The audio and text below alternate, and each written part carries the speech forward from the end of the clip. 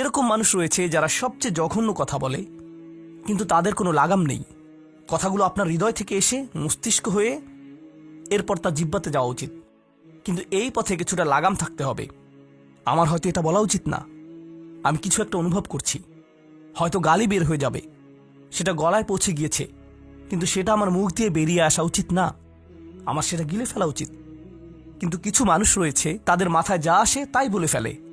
কারোর সাথে আপনার 6 মাস পরে দেখা হলো কোনো একটা পার্টিতে, ঈদের সময় অথবা অন্য কোথাও, হে আসসালামু আলাইকুম, আপনি তো মোটা হয়ে গেছেন, সবার সামনেই।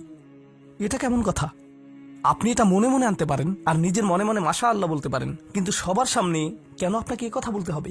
হেই, তুমি তো কয়েক বছর আগে পড়ালেখা ছেড়ে দিয়েছিলে, এখনো পাশ করনি, এখনো ফেল অবস্থাতেই আছো। মানুষ আপনাকে এরকম কথা বলে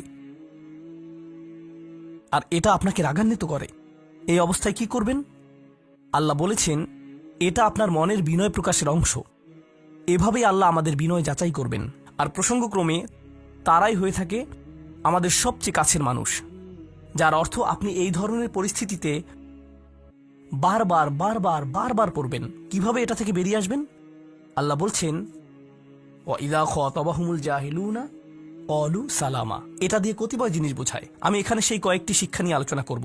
যখন এমনটা ঘটবে, আপনার তাৎক্ষণিক প্রতিক্রিয়া হবে শান্তি, ক্বালু সালামা। এটা দ্বারা বিদায় বোঝাতে পারে। আপনি বলবেন সালাম, আমি আর এই আলোচনা চালিয়ে যেতে চাই না, আমি সম্মানজনকভাবে আপনাকে বিদায় জানাবো। ও দাঁড়ান, আমার তো একটা মিটিং আছে। এর বাকি অংশটুকু আপনি মনে মনে বলতে পারেন আল্লাহর সাথে দোয়া করার জন্য, কিন্তু এটা তার কাছে প্রকাশ করার প্রয়োজন নেই। শুধু বলুন যে আমার একটা মিটিং আছে, আর সেখান থেকে চলে আসুন, কারণ আপনি এটা নিতে পারবেন না।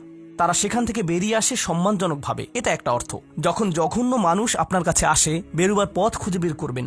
কোরআন এই সূরাতে আরো পরে যা বলেছে যে মাররু কিরামা, সম্মানজনকভাবে তারা এটা অতিক্রম করে চলে যায়। কিছু কিছু মানুষ আছে যারা এমন কথা বলতে চায় যা আপনাকে রাগান্বিত করবে। তারা আসলে এটা করে মজা পায়। তারা কথা বলবে শুধু আপনাকে উত্তেজিত করার জন্য, আর তাদের কেউ কেউ জানে যে ঠিক কি বলতে হবে, কারণ তারা আপনার সাথে আগেও কথা বলেছে। আর তারা জানে যে কোন জিনিস আপনাকে রাগিয়ে তুলে, তাই তারা জানে যে কোন বাটনটি প্রেস করতে হবে আর কিভাবে আপনাকে বিরক্ত করতে হবে। আপনি বসে আছেন, আমি উত্তেজিত হব না, আমি উত্তেজিত হব না, আমি উত্তেজিত হব না, কিন্তু তার কথা শুনে আপনি বিশাল দানবে পরিণত হয়ে গেলেন, যার ফলে সব ধ্বংস হয়ে যাবে। আর সেই ক্ষেত্রে আপনাকে আগে এটা রোধ করতে হবে। আপনি এখানে কথা বলতে পারেন আর বলতে পারেন যে দেখুন, আমি এই বিরোধ চাই না, আসুন শান্তিপূর্ণ সময় ব্যয় করি, আসুন এই বিষয়টা নিয়ে আজ আর কথা না বলি, এতে অনড় থাকুন। এটা দিয়েও ক্বালু সালামা বোঝায় আমি আপনার সাথে ঝগড়া করতে চাই না, আমি শুধু চাই আলোচনাটা যাতে কুৎসিত পথে এগিয়ে না যায়। কখনো কখনো আমরা ভদ্রতা দেখাই, আর সেই সুযোগে মানুষ আমাদেরকে অসম্মানজনক কথা বলতে থাকে, এবং আত্মবিশ্বাসের সাথে মানুষকে জানিয়ে দিবেন যে তাদেরকে থামতে হবে, তারা সীমা ছাড়িয়ে যাচ্ছে। এটা সঠিক নয়, এমনটা করা সম্মানহীনতা নয়, শিষ্টাচার বহির্ভূত নয়। আপনি নিজের জন্য রুখে দাঁড়াতে পারেন, কিন্তু এটা শুধু মর্যাদাপূর্ণ উপায়ই করতে হবে, এমনভাবে যা শান্তিপূর্ণ। এছাড়াও সালামা শব্দটিকে অনেকেই অবস্থা হিসেবেও দেখেছেন। অন্য কথায়, যখন তারা জবাব দেয় তারা পরিপূর্ণ শান্তিপূর্ণ অবস্থায় থাকে, এটা ভিন্ন একটা অর্থ। যখন জঘন্য মানুষের আপনার সাথে কথা বলে, তারা আপনাকে বিরক্ত করে, তারা রাগান্বিত করে, তারা মিথ্যার পর মিথ্যা, মিথ্যার পর মিথ্যা, মিথ্যার পর মিথ্যা বলে, আর আপনাকে সেখানে বসে এটা শুনতে হয় যেন এটা সত্য। আর তারা এটা অন্য মানুষের সামনে বলে, আর আপনি কোনো কারণ ছাড়াই ঝামেলায় পড়ে যান।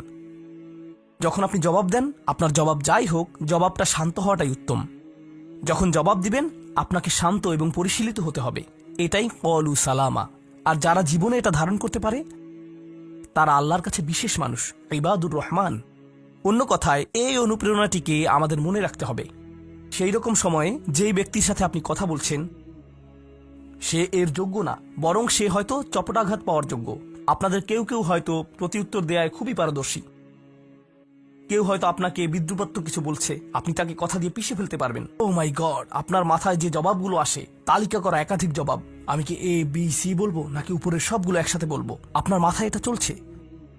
আর সেই মুহূর্তে যখন আপনি বিরত হওয়ার সিদ্ধান্ত নেন, কঠিনভাবে না বলার, প্রতিক্রিয়া না দেখানোর, শান্ত থাকার সেই শক্তি অর্জনের জন্য আপনার আর আমার অনুপ্রেরণা যা হবে তা হলো, আমি ইবাদুর রহমানের মধ্যে শামিল হতে চাই। আমি ভুলে যাব যে আমি এই অপ্রীতিকর কথোপকথনে রয়েছি, কারণ এখনই আমি আল্লাহর সংস্পর্শে রয়েছি, আর তার বিশেষ রহমত আমার উপর বর্ষিত হচ্ছে। সেই জন্যই তিনি আমাকে এই পরিস্থিতিতে ফেলেছেন, যাতে আমি তার নৈকট্য অর্জন করতে পারি। এটা আসলে একটা আশীর্বাদ। এই অপ্রীতিকর সঙ্গগুলো আসলে একটা আশীর্বাদ, যাতে আমি তার নৈকট্য পেতে পারি।